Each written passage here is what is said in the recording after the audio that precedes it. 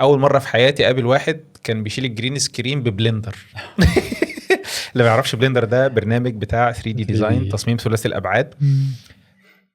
فانا مثلا يعني انا كنت مفكر ان انا واصل لمستوى ان انا اول ما منتجت بافتر افكت، اللي هو يعني التايم لاين كان بيبقى 500 الف لاير، وده لاني اول حاجه اتعلمتها كانت افتر افكت. فايز بي الدكتور محمد بيعلى لا انا كنت بمنتج ببلندر، بتصمم ببلندر، بمنتج ببلندر. عملتها ازاي يا رجل؟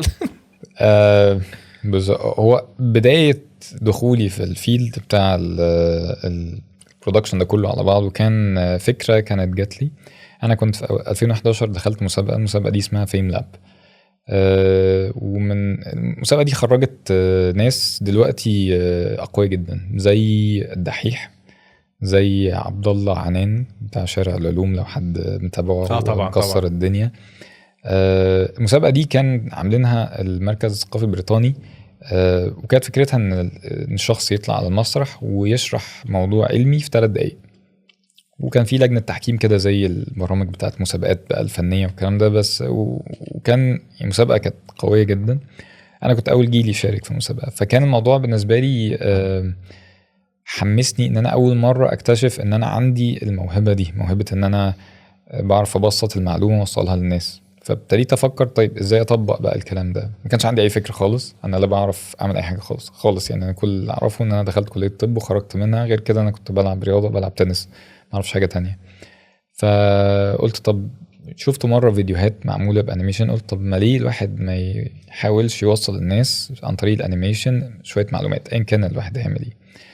فدخلت في التقيل على طول، فكرت ان انا اتعلم 3D انيميشن. اول حاجه الناس بتبدا فوتوشوب مثلا، الناس بتبدا من تحت، انا ببدا من الطياره على طول.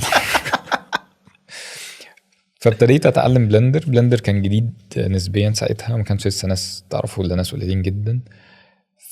وسنه ابتديت اتعلمه. لما ابتديت اتعلمه ابتديت اكتشف حاجات يعني انا ما اعرفهاش، وابتديت استخدمه نفسه في استخدامات تانية، وابتديت افهم حاجات. يعني اكتشفت بعد شويه ان انا عشان اعرف اعمل انيميشن لازم ابقى فاهم في الفيديو برودكشن، لان حتى الانيميشن ده عشان اعمله انا محتاج ابقى فاهم الزوايا التصوير، الكاميرات والعدسات يعني الفيلم كله لازم اكون فاهمه علشان اعرف اعمل الكلام. صحيح.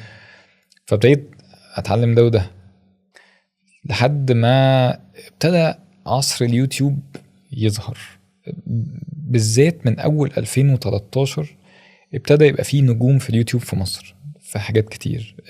قبل كده كان 2011 مثلا كان بداية ان احنا نشوف حد زي باسم يوسف، كان اول الناس اللي عملت حاجات على اليوتيوب. بعد شوية بقى كان في ناس كتير ابتدت تظهر، مش كتير قوي بس الناس دي عملت يعني نقلة كده. فابتدى يبقى عندي حماس ان انا ابدأ اعمل حاجة على اليوتيوب. فاشتريت اول كاميرا، كانت كاميرا عقيمة جدا. كانت كاميرا نيكون اسمها 5200. ايوه كانت كاميرا وحشة جدا جدا يعني. كل الناس بتبدأ وكل الناس بتسب فيها. لا كاميرا يا باشا، الاكسبوجر بيقعد يتغير كده في لوحده، حتى وانت عامله مانيوال بيقعد يرقص كده. وما كانش فيه اوتو فوكس، كان الموضوع كان بدائي لدرجة غير طبيعية. يعني انا كنت بحط مثلا مكاني مقاش عشان تظبط الفوكس، عشان اظبط الفوكس مانيولي، واروح واشيل المقاش اقعد مكانها، وجرين سكرين وبتاع. وبعدين انا عايز بقى اعمل اديتنج، انا ما اعرفش حاجه غير بلندر. فطبعا بلندر مش بتاع اديتنج اصلا، بس هو فيه اديتنج. فطبعا كأن انت مثلا معاك عجله وعايز تسافر بيها، هي هتسفرك بس هي مش معموله لكده، بس هي مش بتاعت كده يعني. او هتوصل يعني اللي معاك هيوصلوا في ساعتين، انت هتوصل في يومين. فهو ده اللي انا كنت بعمله في بداية. ليه كمان؟ لان انا الفترة دي ما كانش عندي امكانية مادية ان انا اشتري سوفت وير، وانا كنت شايف ان انا ما ينفعش ان انا اجيب سوفت وير يعني كراكت، لان انا شايف ان دي سرقة. فانا مش هبدأ حاجة بفلوس حرام. محترم. فكان اي سوفت وير بجيبه لازم بدفع فلوسه.